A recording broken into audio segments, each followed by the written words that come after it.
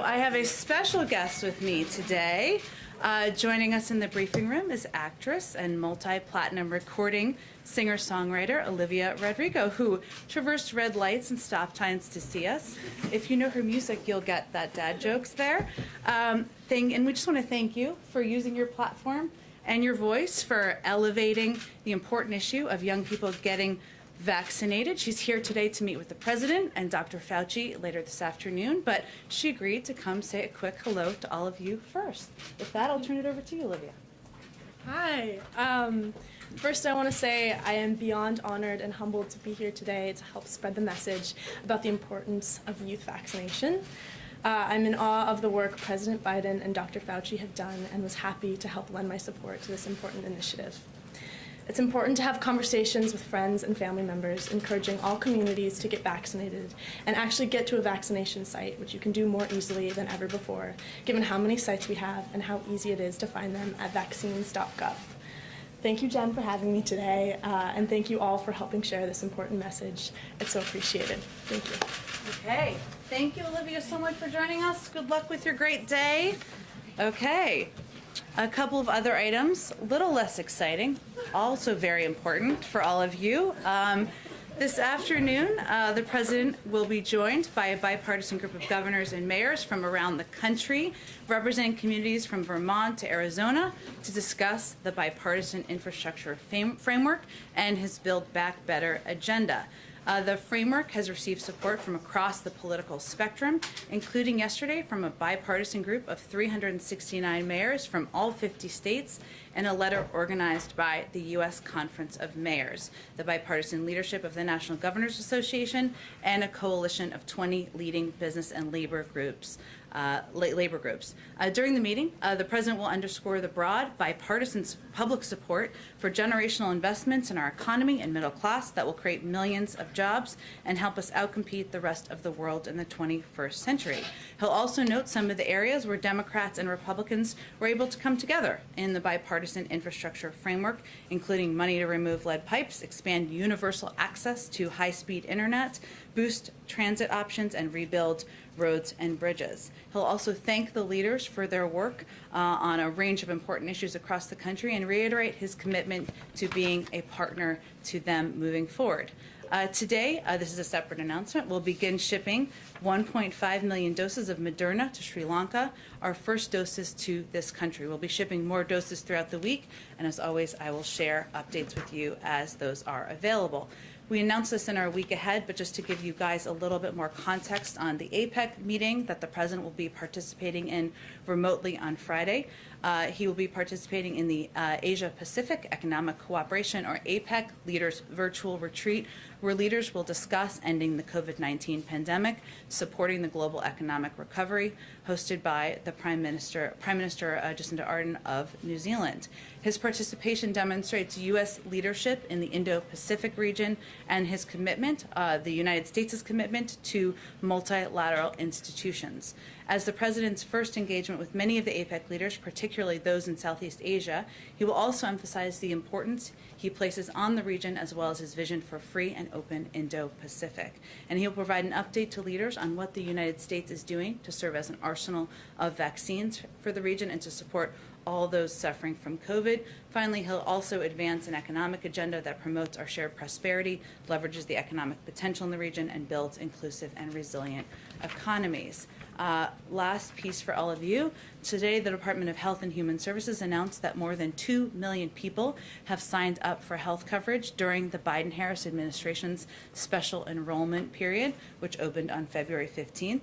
Americans have until August 15th to go to healthcare.gov, sign up for coverage, and take advantage of the lower premiums made possible by the American Rescue Plan. Today's announcement demonstrates the need to expand access to affordable health care, which is why the president is proposing to extend the Rescue Plan's premium subsidies and lower the cost of health care for Americans across the country. With that, Zeke. Thanks, Jen. On the topic of youth vaccinations, Tennessee's former top vaccination official says the state has stopped all outreach to minors on vaccinations, not just COVID-19 vaccinations, because of the political pressure. Does the White House, the president, have a response to that? And is there something the White House can do to fill the gap there? First of all, thank you for the question, Zeke. We, of course, have seen the reporting and coverage of this issue. We are not going to comment specifically on a personnel step, but let me take this opportunity to say that the Delta variant poses a threat to Americans of all ages. We continue to see young people hit by the virus as we've vaccinated so many of our elderly and most vulnerable. And we've been crystal clear that we stand against any effort that would politicize our country's pandemic response and recovery from COVID-19. So even as we've seen, unfortunately, personnel decisions made in other parts of the country as well over the past several months along these lines, we are going to continue to work with partners in states like Tennessee and in states across the country to ensure that we are pushing back against misinformation, that we are conveying accurately that the vast majority, 99.5% of people who are going to hospitals are not vaccinated, and ensuring we're using every tool at our disposal. I'll also note for you that this week, our Surgeon General, tomorrow actually, he's going to come to the briefing room tomorrow to talk about, he will discuss health misinformation in the United States, as well as our efforts to work with communities and get out information about COVID-19 vaccines. On a different subject, we've seen the Taliban continue to make gains in Afghanistan, and we saw the administration's announcement earlier today about SIV visas. How large is the population of the universe of people who would qualify for these visas? And does the White House believe that there's enough within the statutory cap right now in that program for all those who help the United States and Afghanistan to come to the U.S.? Does Congress need to do more to lift that cap? And what is the timetable for getting everyone in Afghanistan who wants to leave and come to the U.S. out of Afghanistan? Sure. Well, you had a couple questions in there, so let me try to address all of them. First, we're working closely with Congress to change the authorization legislation so that we can streamline the process of approving these visas. Obviously, we have a number of authorities. We want to make sure we're working to expedite and work as efficiently as possible.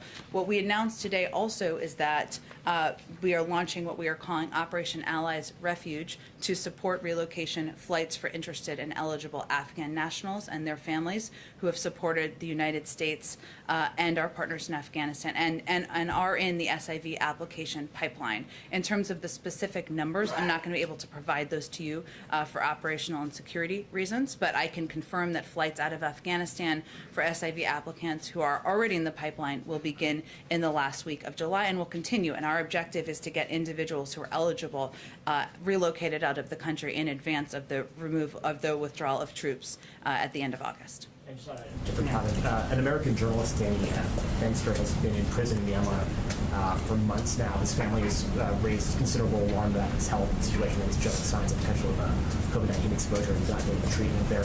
Has the president been briefed on his condition, and has the White House engagement been to try to get him free to return to the United States? Well, first, we take the detainment of individuals, Americans, and journalists around the world very seriously, and we work through a range of channels to raise concerns. Obviously, the situation on the ground in Myanmar is quite concerning and quite challenging, but we do work with international partners to raise issues, including these, through every channel that we have at our disposal. I would say the most appropriate channel to raise specific issues and to move forward on action is through the State Department, given their diplomatic role in the world. But in terms of the president's awareness, he certainly is kept abreast of the detainment of individuals around the world. I don't have any update on his awareness of this particular case.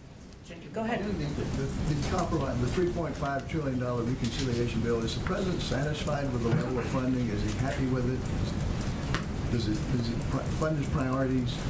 Mm-hmm. So, Steve, I would say first that last night, when the agreement was announced by the Budget Committee, which again we acknowledge is just a step in the process. Now it needs to move forward and obviously needs support of all Democrats in order to move it forward. That's one of the reasons that the president is up on Capitol Hill as we speak, or headed up to Capitol Hill if he hasn't departed yet, I should say, as we speak, because we recognize that that's the next natural step in the process in moving his agenda forward.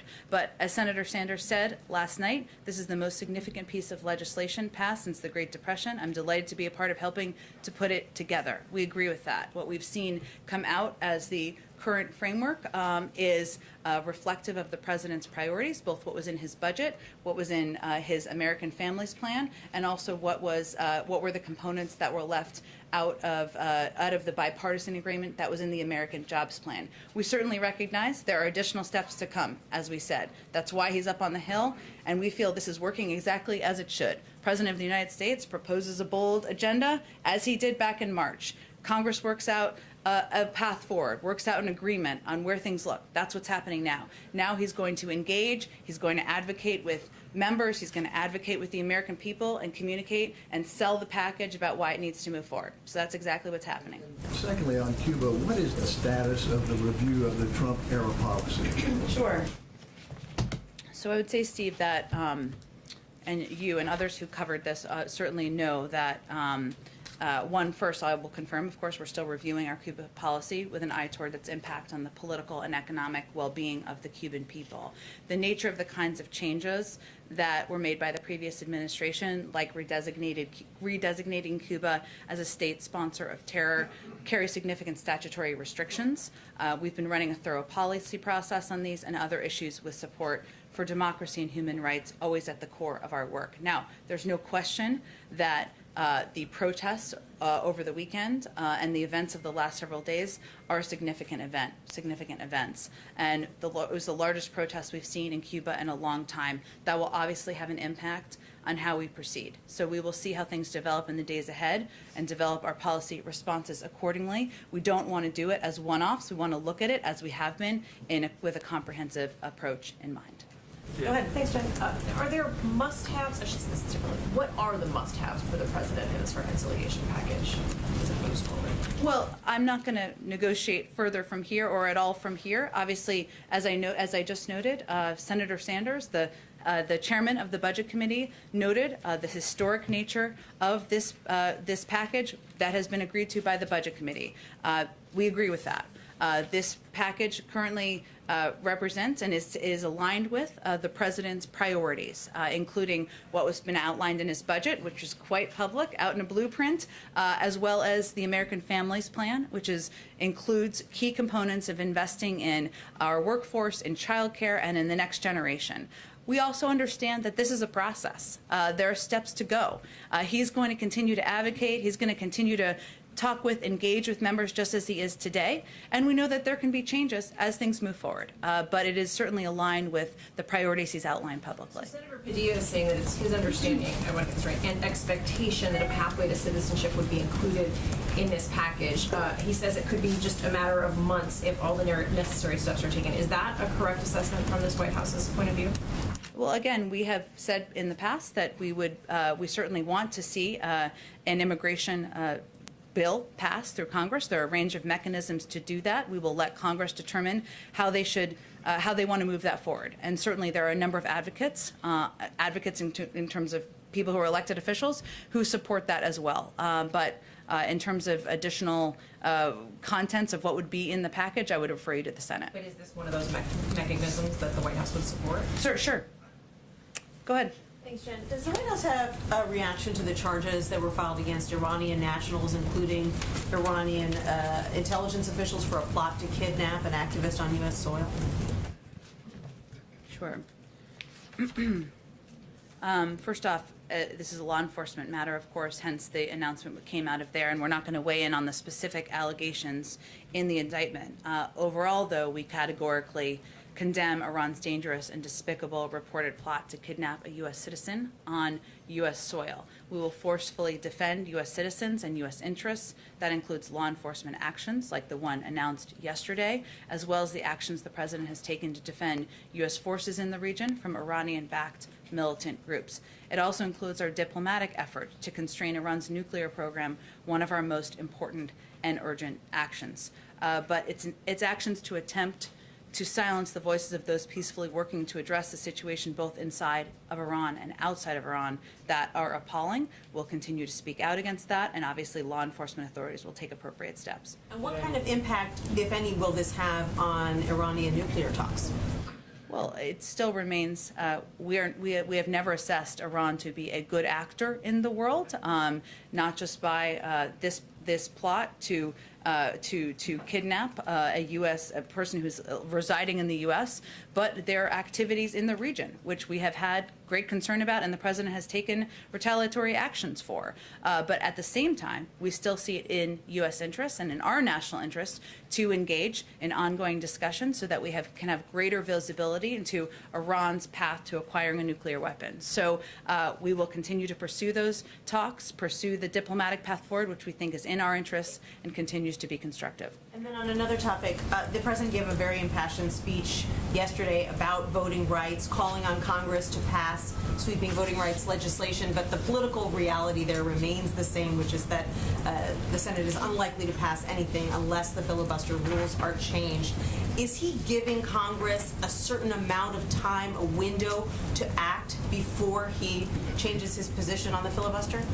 Well, first, I think what you heard the president deliver yesterday, and what many people on the outside heard, was an impassioned case for why voting is a fundamental right in this country and why we should use every lever at our disposal to advocate for it and ensure people have access. One of those is certainly legislation, something he will continue to push for and advocate for, and he's asked his vice president, and she's agreed, to serve as the point person on moving that forward.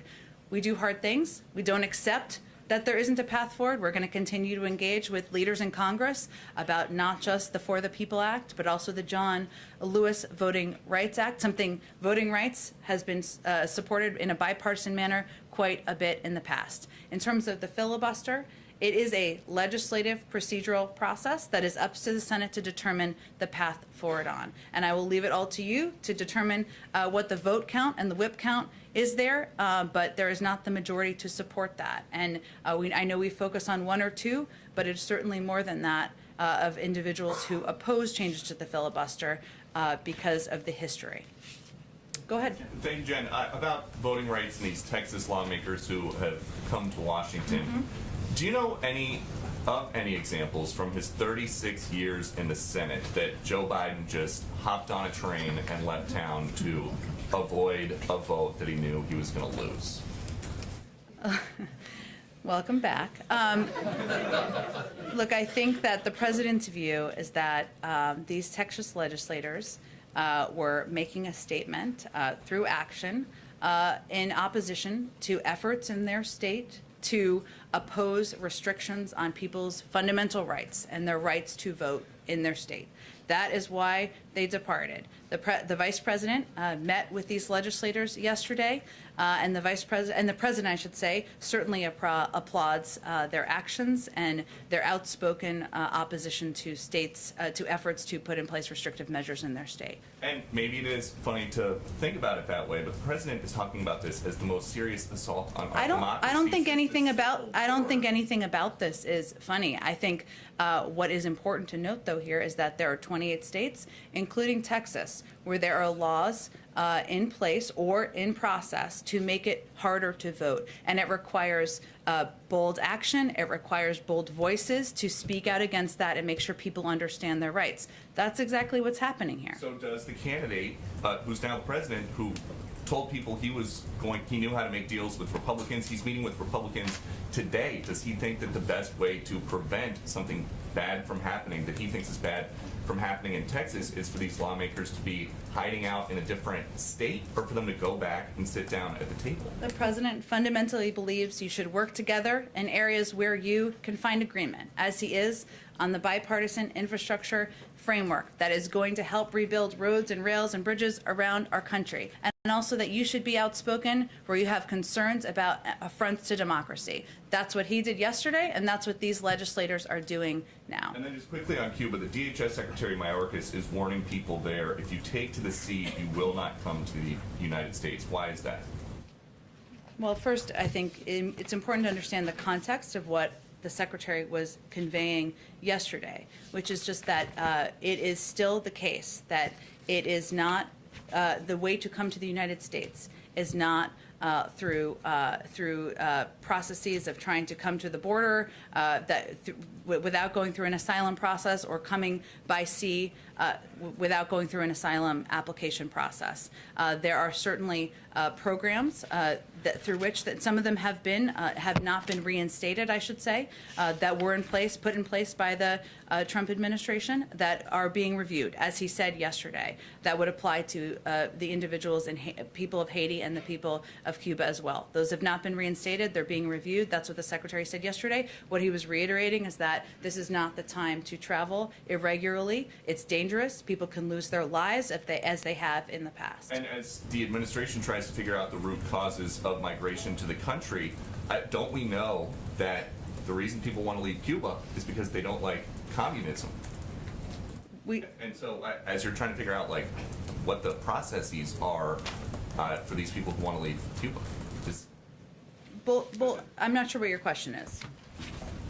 you guys have Why spent are a lot people of leaving time. Cuba, or what is the process for them getting here? I can explain either of them, but you tell me. Sure, yeah. Do you think that people are leaving Cuba because they don't like communism? I think we've been pretty clear that we think people are leaving Cuba, or not leaving Cuba, or protesting in the streets as well, because they are opposed to the oppression, to the mismanagement of the government in the country. And we certainly support their right to protest. We support their efforts to speak out against their treatment in Cuba. I will say separately, an important question is also what happens when people are seeking protection, or what happens when they are attempting to flee. In the past, as I noted, we've had several humanitarian programs, such as family reunification parole programs for both Haiti and Cuba. Those were policies or processes that were in place prior to the Trump administration. Those have not been turned back on, as Secretary Mayorkas said yesterday. He also said we're assessing the status of those parole programs. Haitian and Cuban nationals in the United States with a fear of return to their home countries may be eligible for protection, such as asylum under U.S. law. Haitian nationals already in the United States may be eligible for temporary protected status. But migrants interdicted in the Caribbean who manifest a fear are referred to USCIS for a protection screening. That's what happens. Those who do not manifest a fear, or who are not found to have a credible fear following the screening, are repatriated to their country of origin. Those found to have a well-founded fear of persecution or torture are not brought to the United States. They are referred to a third country for resettlement. I'm sharing all of that with you so people understand what the process is when they're trying to make what a treacherous journey is, and a challenging journey where people can lose their lives. But certainly, we have said many times, and I will reiterate here, that we support not just the role of protest and peaceful protest. We stand with the Cuban people in their call for freedom from both the pandemic and from decades of repression and economic suffering to which they have been subjected by Cuba's authoritarian regime. Go ahead. I was hoping you could tell us more about Olivia Rodrigo's visit here today. What was the intended target of the message? When will we see the video that we believe she made? And just more about the strategy of having her here today. Sure. Well, she's meeting with the president and Dr. Fauci later this afternoon. And in terms of when a video product will go out, I'll have to check on that and see what the editing process looks like. You all may have a better sense of that than I may. But she's here because we recognize and understand, and she offered to come, of course, so that is an important component of it, that we need to reach people, meet people where they are. And speaking to young people, people who are under the age of 18, many of whom, as we've seen across the country, are huge Olivia Rodrigo fans, hearing from her that getting vaccinated is a way to keep yourself safe, a way to ensure you can see your friends, a way you can ensure you can go to concerts, a way you can ensure that you can live a healthy life, and is an important part of what we're trying to do here. So she's playing an important role in that. And in terms of when the video is, I'm not sure. But I will say, not every 18-year-old uses their time to come do this, so we appreciate her willingness to. In other news of popular interest, there's a rally today at the Lincoln Memorial, and it follows on a question I asked you a couple of weeks ago about whether the White House's position on conservatorships. Has there been a decision on that here as to whether the president feels there's a federal role in governing these relationships? I don't have anything new on that for you. Understand the interest and the question. Go ahead. Just to return to Cuba, will we hear from the president this week? He said the other day that he would speak out on that. And secondly, is his position still that he feels that the Trump policies were a failure and didn't affect change? Is that still his policy? Well, Again, I would say, one, in terms of whether we hear from him, he says that often, as you know, and what he means is he speaks out publicly nearly every day at events. Sometimes you all ask questions. If there's an update to provide on what we're doing, on what our policies are, certainly he'll provide that. Is there a planned speech or trip? Not at this time. In terms of our policies, again, I would say, Alex, that we are continuing to review our policies. It's been an ongoing process to review the policies that were put in place by the prior administration. We also recognize that this was a significant event over the last couple of days, the largest protest in a long time that we saw in Cuba. People speaking out, Cuban people speaking out, calling for freedom from both the pandemic and from decades of repression. That's significant. And of course, that will play a role as we consider and factor in what our policies will be moving forward. I would also note, though, that we will do that through the prism of what will help the people of Cuba, not what will help pad the pockets of the regime. And that is a challenging circumstance given the control of the regime currently on the people. Does President Biden endorse Senator Schumer's bill on marijuana? I've spoken in the past about the president's views on marijuana. Nothing has changed. There's no new endorsements of legislation to report today. Go ahead. Just for clarity, housekeeping, did you, maybe I missed it, will the president meet with the Texas Democratic legislators, and if so, when? The president asked the vice president to meet with the legislators yesterday. She was happy to do that. She did that. He supports, of course, their voicing of their strong views. I don't have any plans to preview for you at this point in time. Has he spoken to them in any form by phone? Did he call into that at some point when the media left? He did not. Let me ask you, if I can, about a couple other questions. One, as it relates to the dark websites that are linked to Our Evil. We saw that the ransomware gang, Our Evil, those websites were no longer operating as of yesterday. Is the U.S. behind the targeted attacks on Our Evil or the computer servers that have hosted those ransomware attacks? I don't have anything more for you on it. Is there any indication that Our Evil, has adapted to preempt a possible attack? We just don't have anything more for you on Our Evil's absence currently from the environment. Let me see if there's something else you can answer then, perhaps. On Afghanistan, we know that Operation Allies Refuge and the announcement that this is going to begin for those who are already in the pipeline, as they describe it, in the last week of July. They can't talk, it said in the note that was provided by a senior White House official. They wouldn't say anything more specifically about the timing of it, but where are these Afghan nationals and their families? Where will they be going? Well, again, Peter, for operational and security purposes, for the individuals that we're relocating, we're not going to be providing details of that at this time. I don't foresee that necessarily changing. Once it is in a place where their security is affirmed, then we will, of course, provide information, as we have on the timing, as we have on what the operation looks like. Sure. So on that basis, then, as a security issue, then how many Afghan nationals and family members does the U.S. assess have been killed in the course of the last several months in Afghanistan in the absence of their departure from that country so far? I don't have any assessment of that, Peter. I would say that the reason that we are taking these steps is because these are courageous individuals. We want to make sure we recognize and value the role they've played over the last several years. We are working on several fronts here, both working with Congress, using our authorities, relocating individuals who have played roles as translators and others supporting U.S. efforts in Afghanistan.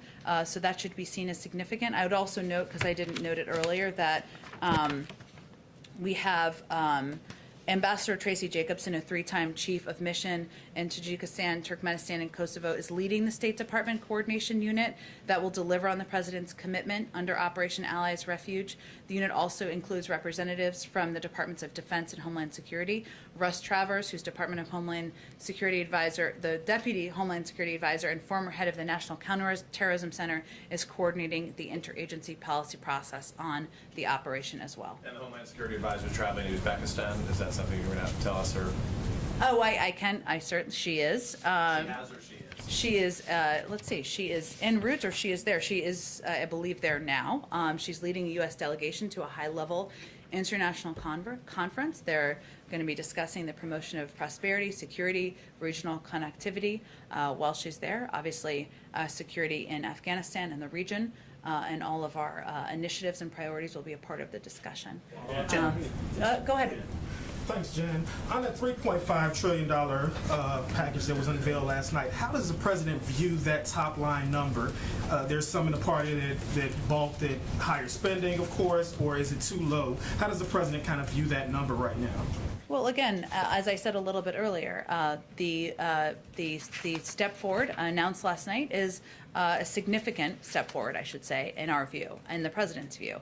And we recognize there's still a path forward and steps forward that need to be taken because, while this is an important step in the committee, we obviously need every member of the Democratic caucus to support this endeavor moving forward. But I'd also note that, as Senator Sanders said last night, this is the most significant piece of legislation passed since the Great Depression, and I'm delighted to be part of having helped put it together. So yesterday was a major breakthrough for middle-class families in the president's view. And then on voting rights, civil rights leaders and activists have characterized the president's reluctance to mention the filibuster as a lack of urgency on the issue. I mean, what do you say to those critics that say that's a lack of urgency, that he hasn't yet pushed senators to support abandoning or modifying the filibuster to get this legislation passed? Well, I would say first that the president delivered a major speech yesterday on voting rights, which received a great deal of attention and many accolades from a lot of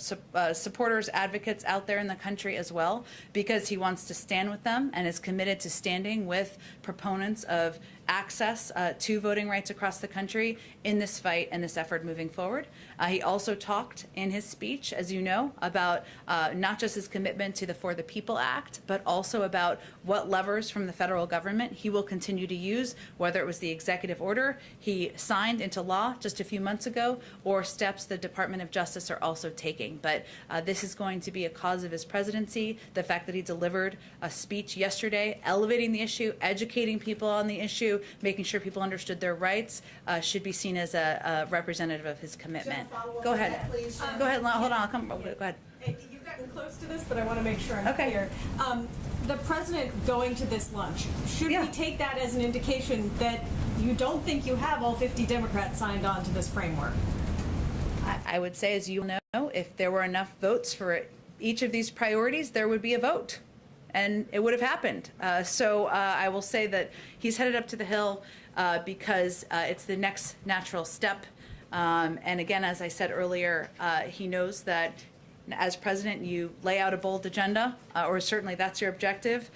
Members of Congress negotiate the details, and then it's his role to continue to engage in selling both packages to members and the Senate and to the public. And I think you can expect you're going to see him doing that until both pieces of legislation are passed. So going back home to the Senate, where he spent 36 years, and speaking with, engaging with Democrats in the Senate, answering their questions, is certainly a part of that effort of selling the package. I have a sequencing question related to that, which is that Speaker Pelosi had said that the Part 2 needs to pass in order for the Part 1 bipartisan infrastructure thing to be taken up in the House. I'm wondering if it is the White House's view that this framework, if this budget resolution were to pass the Senate, is that then enough for the House to take up the bipartisan infrastructure package, or is that not enough?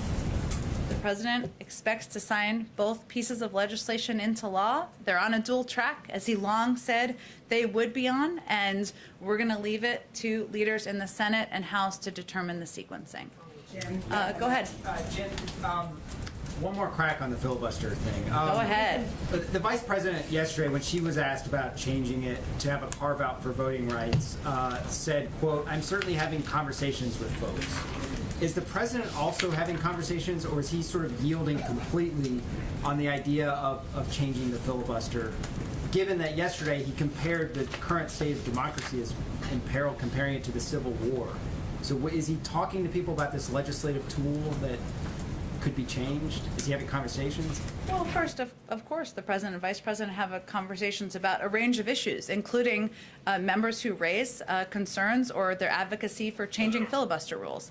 Some also advocate against, as you well know. But what the vice president was acknowledging was that some members have raised filibuster reform with her, as won't surprise any of you, and members have also raised it with the president. But they've raised it on different sides as well. And ultimately, it's a legislative process, one that the president is no longer gets a vote on. It's up to them to vote on what their processes will be moving forward. So if he is having conversations, is he advocating any particular way? Is he expressing an opinion in those conversations? Again, they've both heard from members who have points of view on the future of the filibuster, as won't surprise any of you. That is what the vice president was referring to, and the president also has, of course, been a part of those conversations. But his position, I've stated to all of you publicly, is what his position is privately as well. Did you have a question, Caitlin, or no? Yes, I do. Go ahead. Not just for fun. No, I know, but I didn't know. You didn't raise your hand. I didn't want to skip you. Thank you very much. He met with Senator Sanders earlier this week, who wanted this 3.5 trillion number initially to be a lot higher than it is. There are other moderate members who wanted it to be a lot lower than it is. So does he plan to meet with people like Senator Manchin on this one-on-one as well? I expect the president will continue to be deeply engaged with a range of members, Senator Sanders, Senator Manchin, others in the Senate, as they work to move this legislation forward. And it is certainly a significant step, a big breakthrough last night in the agreement that was announced. The president will be the first to tell you, though, that he knows there are a number of steps ahead. And there will be continuing discussions, negotiations. There are components of this that could certainly change, but it was a big breakthrough for middle-class families, and certainly he would echo the comments made by Senator Sanders. And then on vaccine misinformation, Ron Klain, the chief of staff, said recently that it would be a policy decision whether or not the administration went after regulating companies like Facebook on things like vaccine misinformation. So what is the administration's stance on that? Well, we believe that all of us, social media companies, platforms, where a lot of this misinformation travels, the media, state and local officials, it's important for everybody to step up and spread the word about the vaccines. There's a report that will be coming out that, again, our Surgeon General, Vivek Murthy, will be coming to the briefing room tomorrow to talk about, and certainly the pushback against disinformation, information that is, literally a matter of life and death, is something that is going to be a continued focus of this administration. You are right that obviously decisions to regulate or hold to account any platform would certainly be a policy decision, but in the interim, we're going to continue to call out disinformation and call out where that information travels. Does the president have plans to speak with Mark Zuckerberg at all about this? There's no plans that I'm aware of. Go ahead. Thanks. A group of senators is urging the president to postpone a pause in federal student loan payments until next March. I'm just wondering, what is the president's current thinking about the timeline for reinstating those payments? Well, there's a certain timeline I think that's required because I think they expire in the fall, if I'm correct.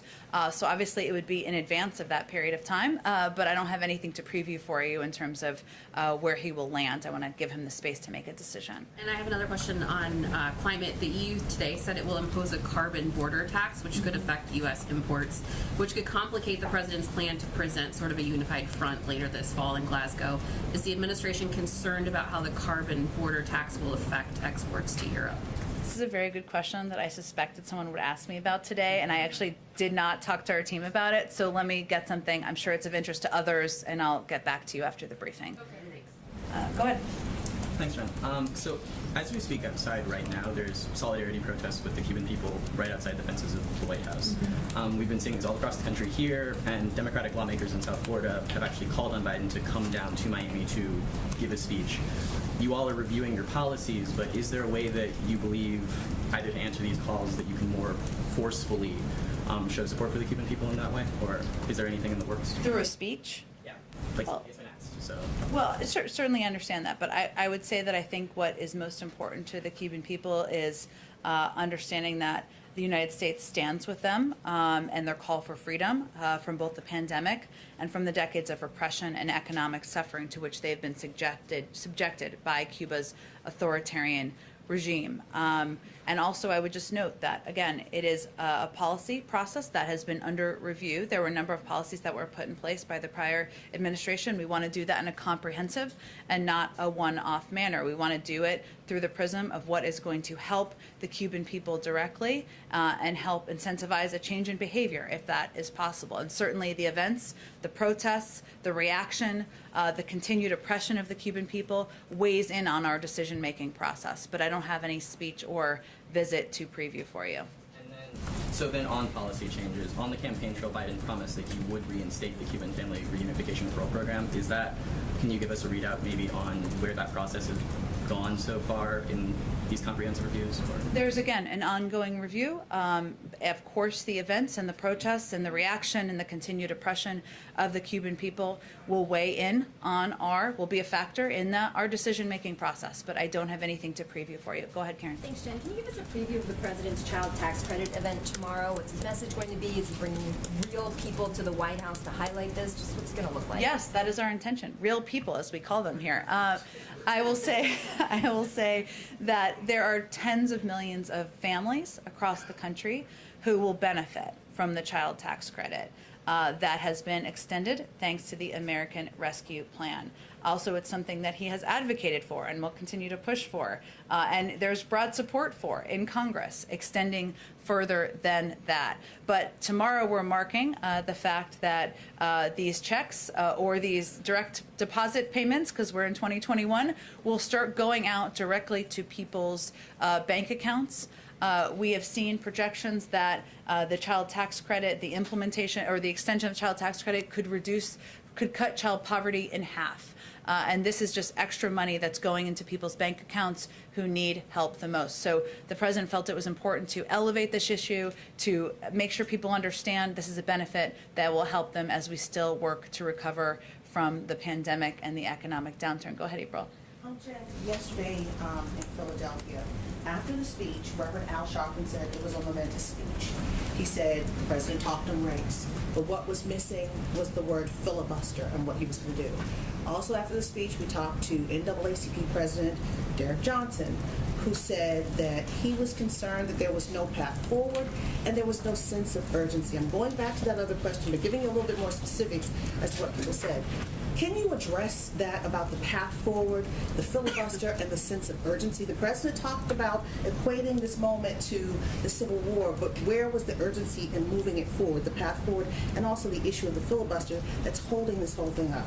Well, April, I'd also say that the president of the Southern Poverty Law Center said that President Biden accurately characterized the anti-democracy actions by state legislators and others following January 6th. And President Biden's speech today ultimately was a needed call to action for this multiracial coalition of democracy defenders in this country to rise to the urgency of the moment.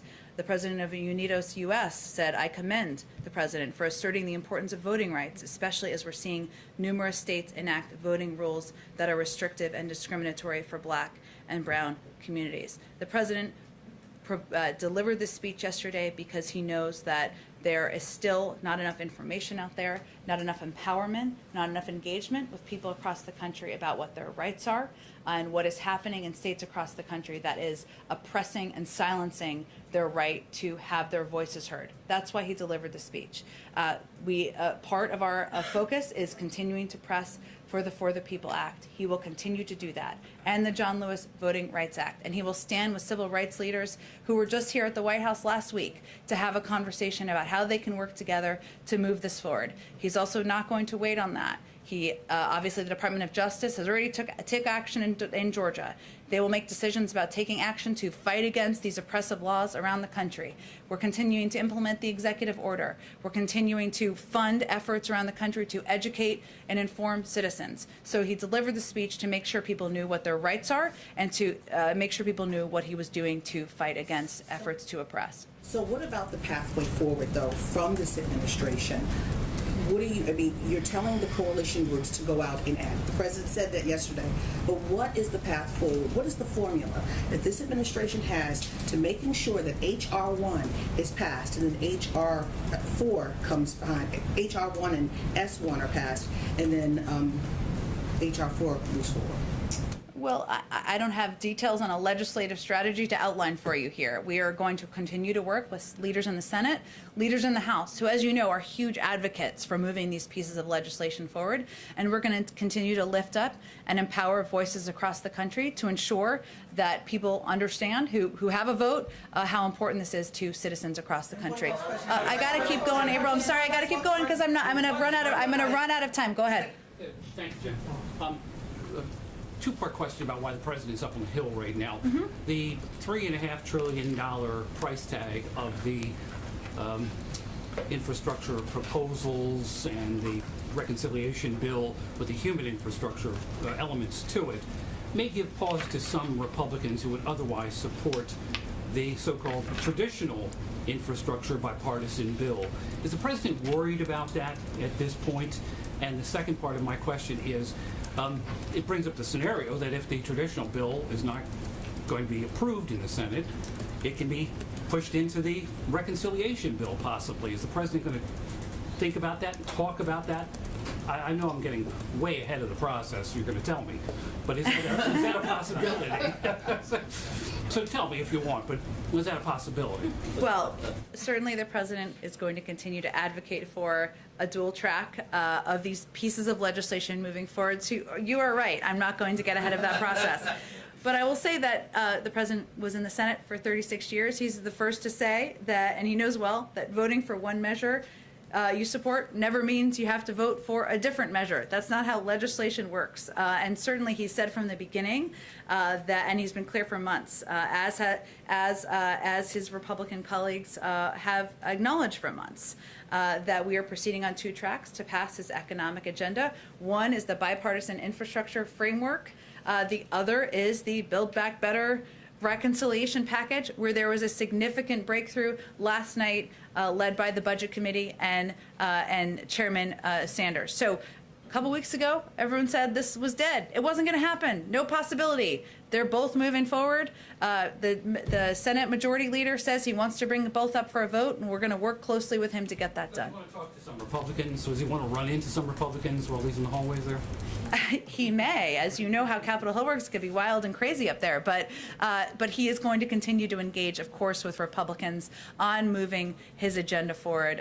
Today is an opportunity to speak with Democrats about both pieces of his legislation, both pieces of legislation they support, many of them support, about moving them forward. Go ahead. A question on COVID, a question on a question on Cuba, and then a question on COVID after that. Given the lack of internet access in Cuba, how is the administration monitoring the situation, the crackdown on protesters, and if the administration determines that there is violence against protesters, what options are at the president's disposal? Well, first I would say we continue to call for the swift release of those peaceful protesters who have been unjustly detained. Again, we stand with the Cuban people and their call for freedom from both the pandemic and from decades of repression. The protests in Cuba, as you all know, have largely stopped because of the regime's violent crackdown and retaliatory measures against Cubans exercising their fundamental and universal rights. This is unacceptable. Of course, we will continue to call for a change in approach, and we will continue to review our own policies about what is possible and work with our partners around the world in a coordinated fashion as well. On vaccinations, you've talked before about going county by county. What does the administration think is driving some of the variation of vaccination rates between counties? Looking at Kansas and Missouri, for example, Missouri has more than 30 counties where there's less than 25% of the population vaccinated. Kansas, right next door, culturally similar, only has 2 counties in that case. What accounts for variation between states, between counties? Is it local officials? Is it state officials? I can't make a sweeping assessment of that. It's different in county to county and in state to state. We also recognize, looking at the data, that there are portions of the population, demographics, including people under the age of 27, who have a much lower vaccination rate. Hence, we are quite focused on communicating directly with those people, hence our special guest today, about why it's important to get vaccinated, why these vaccines are safe, why they can still kill you even if you are under the age of 27. We need to be clear and direct about our messaging.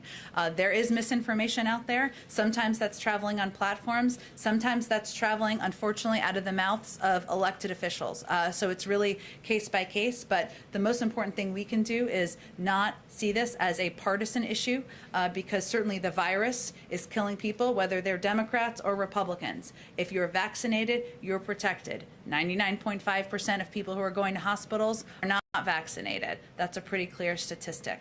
Go ahead. Rodrigo is here today. Why would you invite Olivia Rodrigo, who's only 18 years old?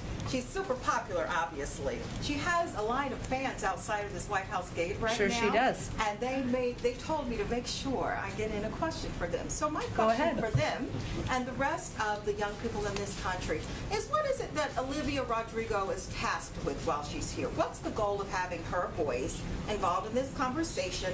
And I'm saying this in the context of youth numbers being very low right now. Reports are saying that those who are eligible, even though the government lowered the rate of eligibility, those young people are not getting shot. So I imagine that her being here today has something to do with that, but I would like you to go on record to explain. Sure. I think I answered a similar question earlier, but I would say that certainly a voice of someone like Olivia Rodrigo, who is a popular recording artist and someone who has legions of fans. Some of them are outside the White House, and her willingness to play a role in making sure people understand, young people understand, they are not immune from getting COVID. They are not immune from getting very sick from COVID, and that it's important to know that the vaccine is safe, it's effective, and it's accessible. And certainly her willingness to use her voice and her platform to speak directly to young people is quite powerful, and we're grateful for her time and effort. Go ahead.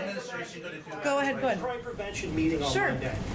The administration's encouraging cities to use COVID funds to hire police, but cops are walking off the job. Applications to training academies are down.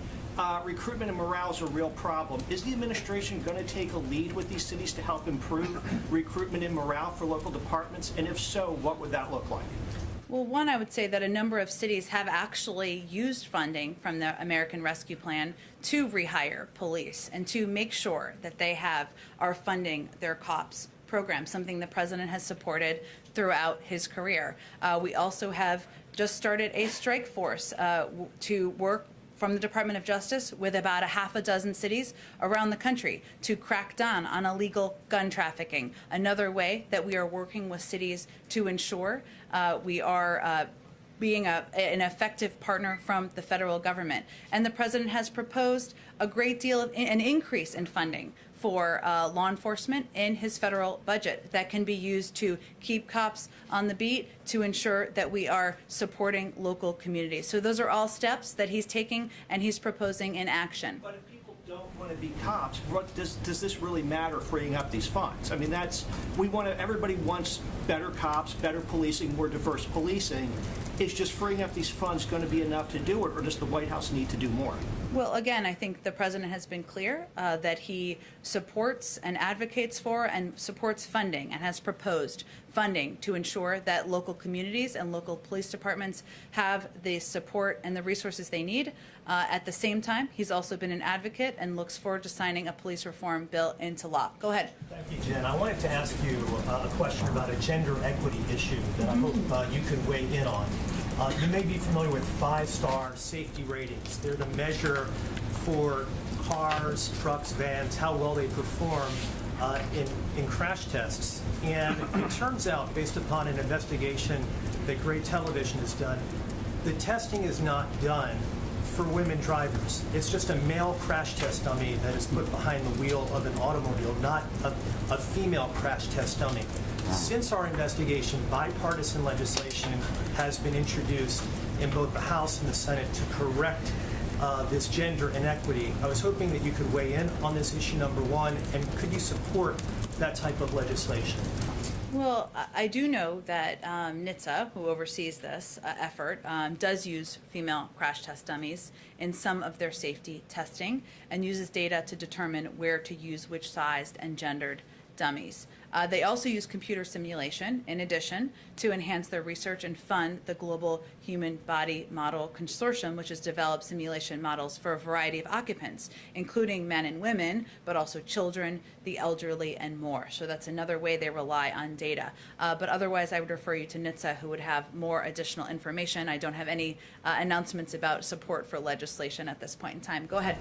I would like to turn it back to immigration for just a moment. I know that President Biden has previously said that his administration is going to work to address illegal immigration in Central America by addressing root causes of it, including corruption. And I'm wondering, with what we're seeing right now in Cuba and Haiti, I would think that would suggest that that can be a very long and tricky process that can lead to very dangerous situations. Do you think that that throws any sort of wrench into the administration's kind of plan to address illegal immigration in Central America in that way? I don't think so, but tell me more about your question.